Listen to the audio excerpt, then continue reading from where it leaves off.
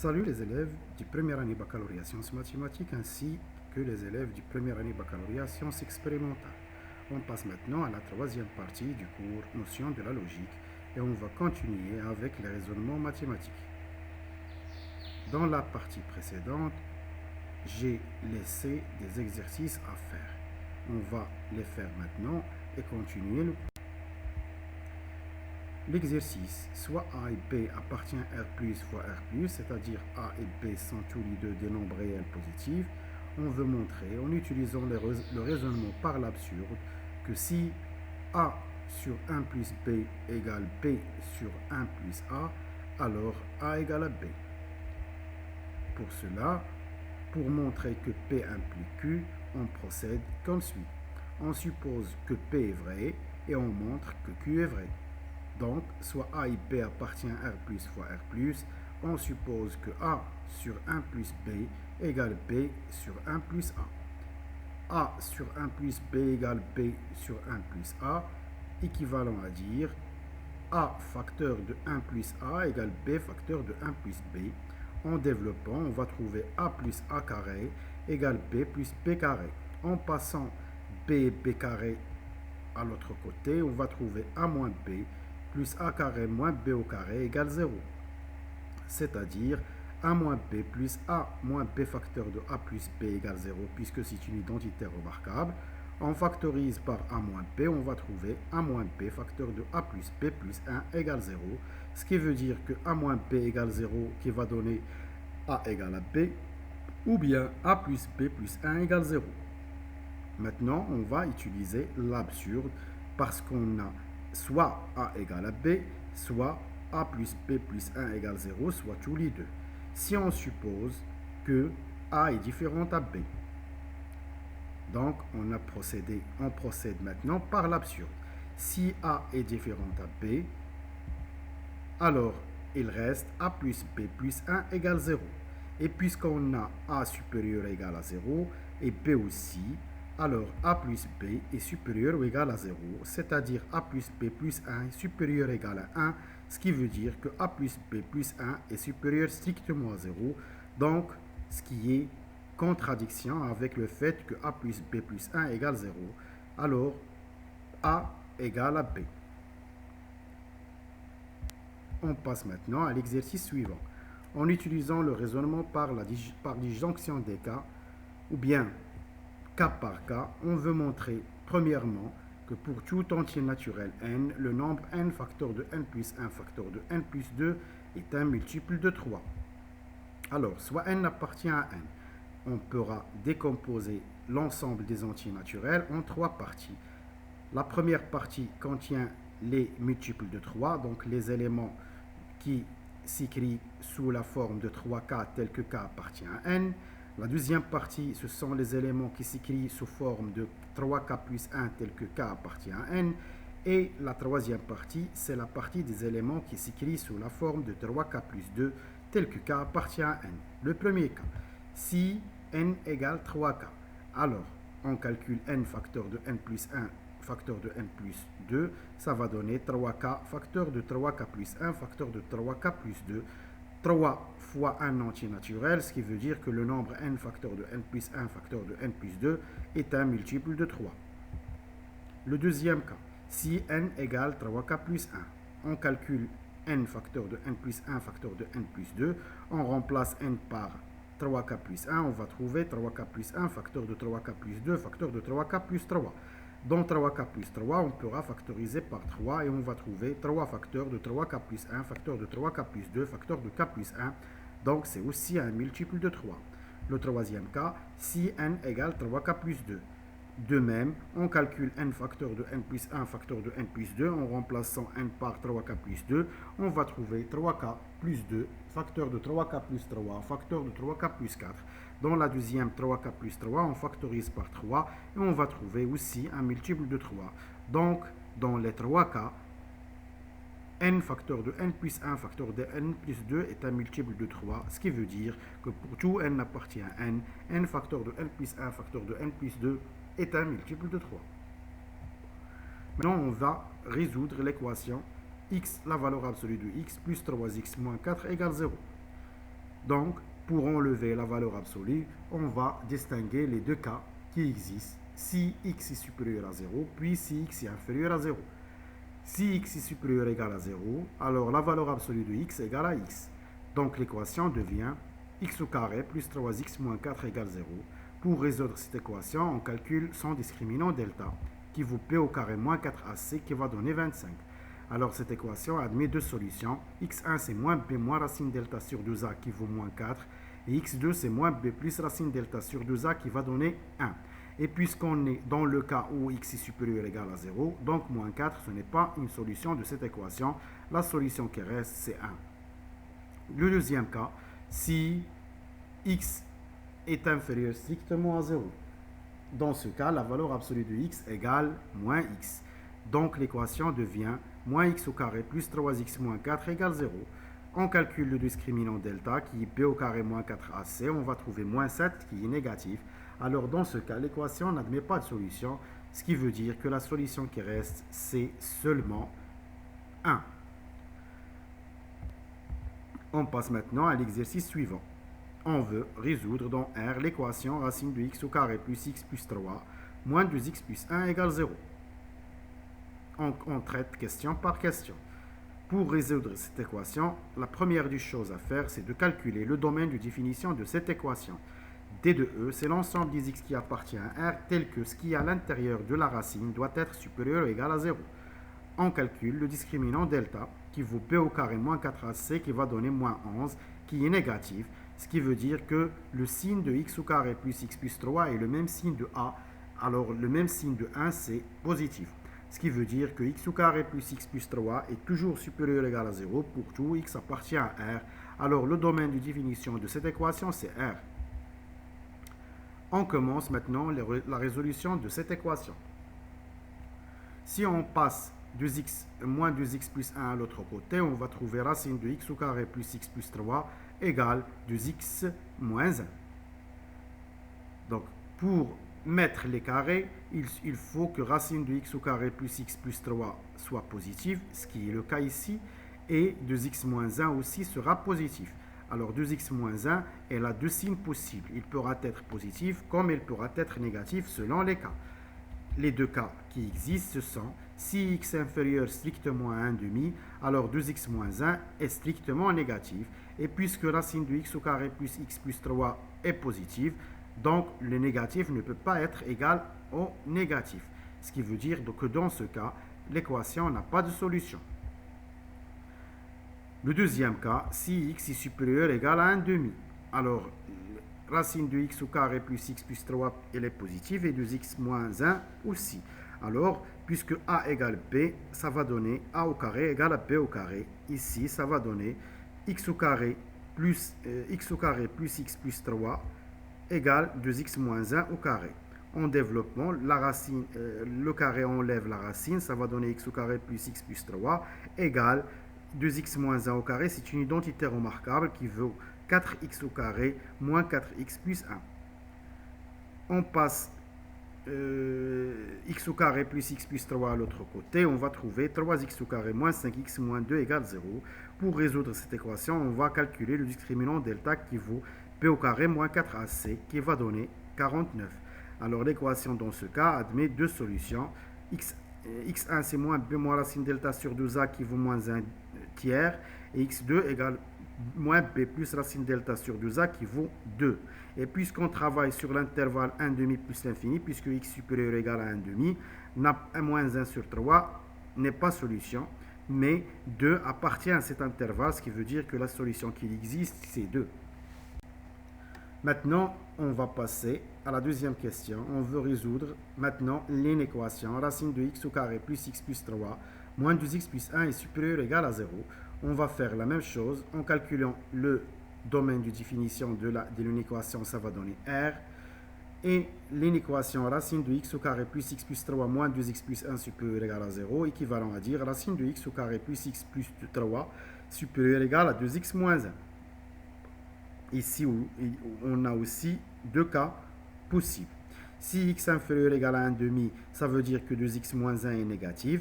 Et racine de x au carré plus x plus 3 est toujours positif, le nombre positif est toujours supérieur au nombre négatif. Ce qui veut dire que dans cet intervalle, les éléments de cet intervalle sont tous des solutions parce que chaque x qui est inférieur ou égal à 1,5, il vérifie que racine de x au carré plus x plus 3 est toujours supérieur ou égal à 2x moins 1.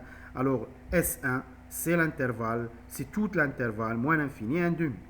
Maintenant, si x est supérieur strictement à 1,5, alors 2x moins 1 sera positif, ce qui veut dire que l'équation devient x, si on l'enlève au carré, on va trouver x au carré plus x plus 3 supérieur ou égal à 2x moins 1 au carré, qui va donner ceci en développement.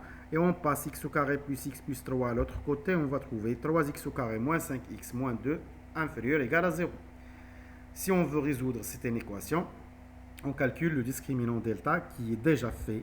On a trouvé 49 et on a cherché les racines qui sont moins 1 tiers et 2.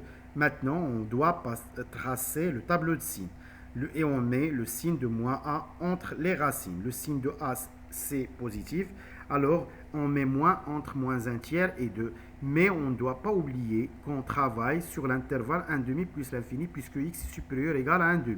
Donc, j'ai placé ici aussi 1,5. J'ai mis le signe de moins a entre les racines. Et puisqu'on travaille sur l'intervalle 1,5 plus l'infini, la partie positive négative de cet intervalle, qui est la résolution de l'équation 3x au carré moins 5x moins 2 inférieur ou égal à 0, c'est l'intervalle 1,5, 2, ouvert du côté de 1,5 parce qu'on travaille sur l'intervalle 1,5 ouvert plus l'infini.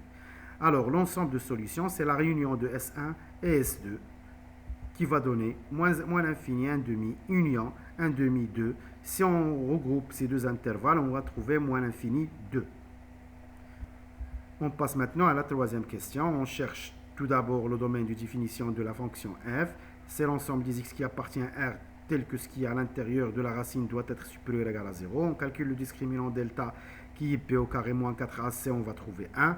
On cherche les racines, x1 c'est moins p moins racine delta sur 2a qui donne 1 et moins p plus racine delta sur 2a qui va donner 3,5. On trace le tableau de signes, le signe de moins a entre les racines.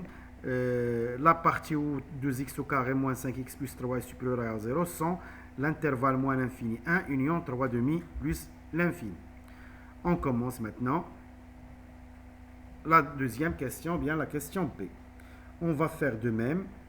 Si x appartient à l'intervalle 2 plus l'infini, c'est-à-dire x supérieur ou égal à 2, alors racine de 2x au carré moins 5x plus 3 est toujours supérieur strictement à 0.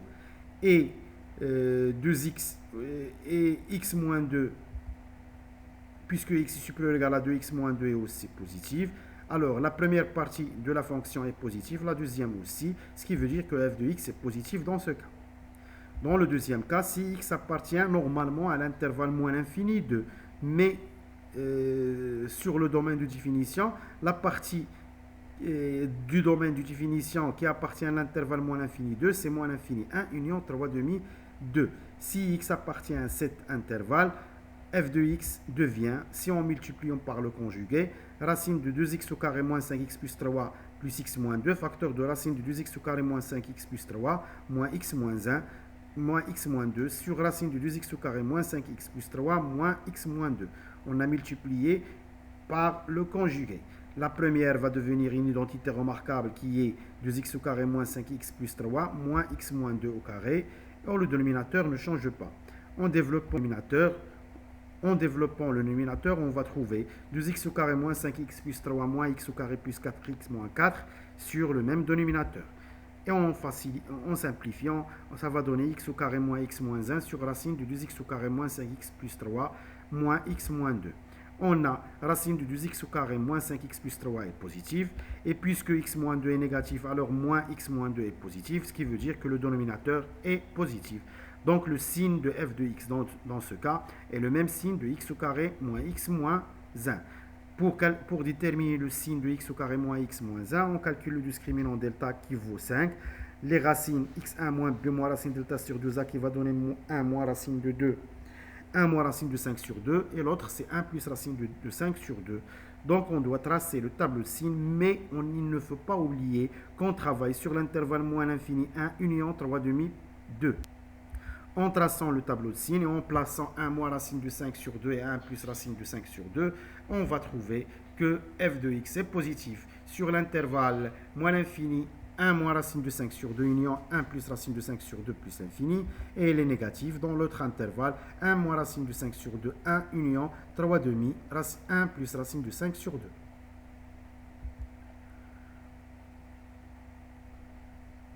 J'ai posé maintenant un tableau qui va résumer tout.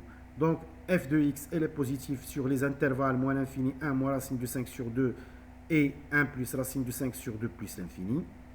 Elle est négative sur les deux intervalles 1 moins racine de 5 sur 2 1 union 3 demi 1 plus racine de 5 sur 2, et elle n'est pas définie sur l'intervalle 1 3 demi. Maintenant on va passer au raisonnement par contraposé. C'est déjà cité dans l'implication. Un exercice, on veut montrer que pour tout P appartient à Z, P est pair, équivalent à dire P au carré est pair. Pour montrer cela, on procède par double implication, c'est-à-dire on doit poser tout d'abord P appartient à Z, on montre que P est pair implique P au carré est pair, donc l'implication directe. On suppose que P est pair, et on veut montrer enfin que P au carré est aussi pair. Donc puisque P est pair, alors il existe un cas 1 appartient à Z tel que P égale 2n. En calculant P au carré c'est 2n au carré qui va donner 4n au carré qui est 2 facteurs de 2n au carré, ce qui veut dire que P au carré est pair. Donc P est pair implique P au carré est pair. Maintenant on va voir l'implication réciproque. On suppose que normalement on veut montrer que P au carré est pair implique P est pair. Pour cela, on va utiliser une démonstration par contraposé. On a déjà montré avant, dans l'implication, que P implique Q, c'est exactement non Q implique non P. Donc, l'implication non Q implique non P est appelée la contraposée de P implique Q et elle a la même valeur de vérité. Donc, si on n'arrive pas à montrer que P implique Q, on pourra montrer que non Q implique non P, ça revient au même. Ici, P c'est P au carré est pair et Q c'est P est pair. On veut montrer que non Q implique non P. Ça veut dire P n'est pas pair, ça veut dire P est impair, implique P au carré est impair. Si on arrive à montrer cela, donc P au carré est pair implique P est pair est aussi vrai.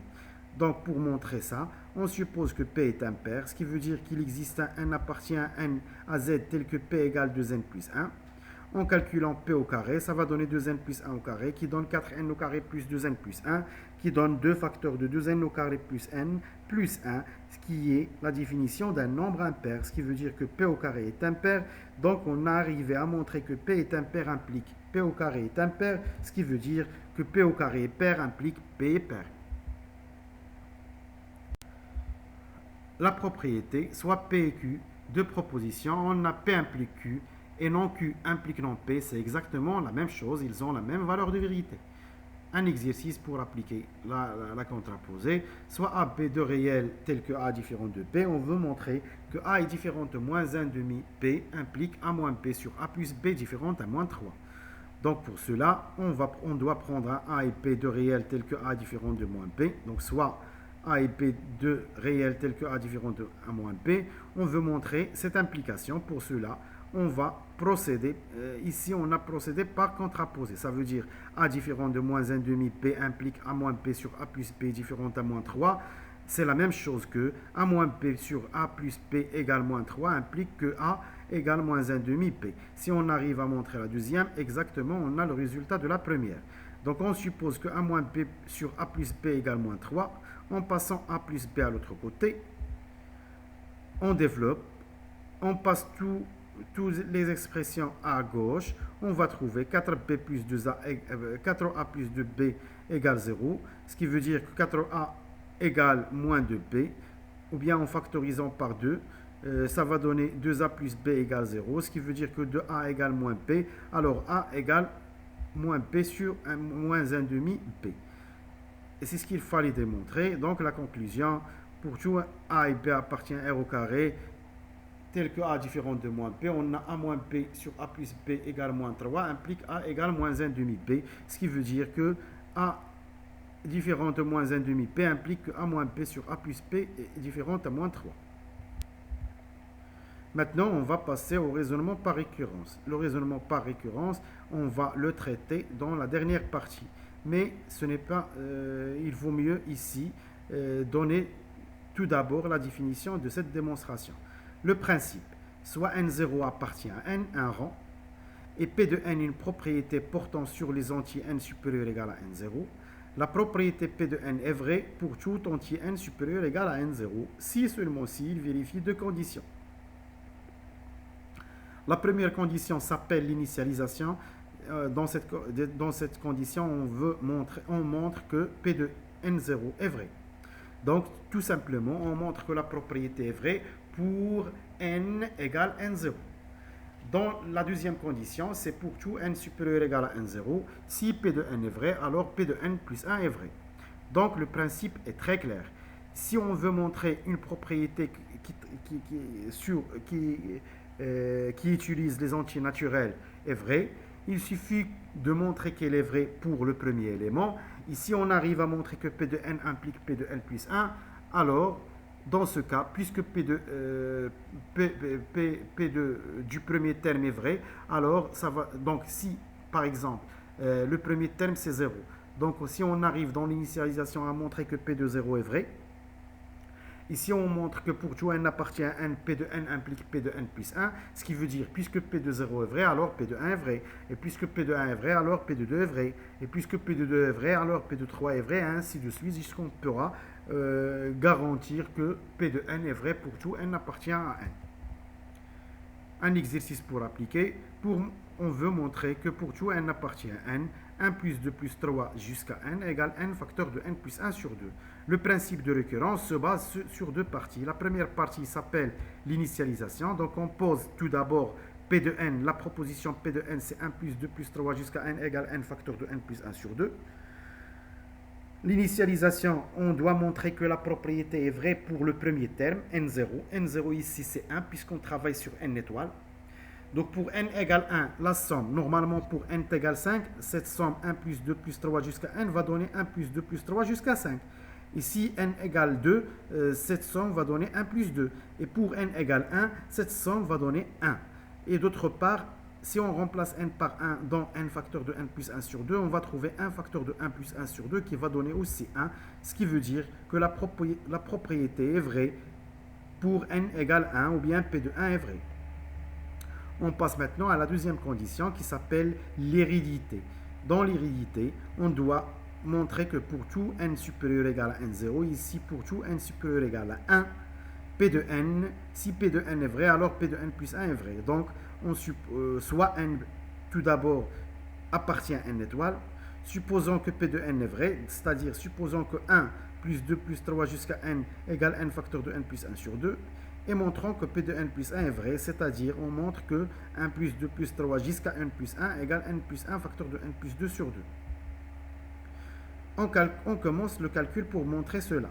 1 plus 2 plus 3 jusqu'à n plus 1 égale la partie de 1 jusqu'à n, selon ce qu'on a supposé, c'est n facteur de n plus 1 sur 2, et ça va rester n plus 1.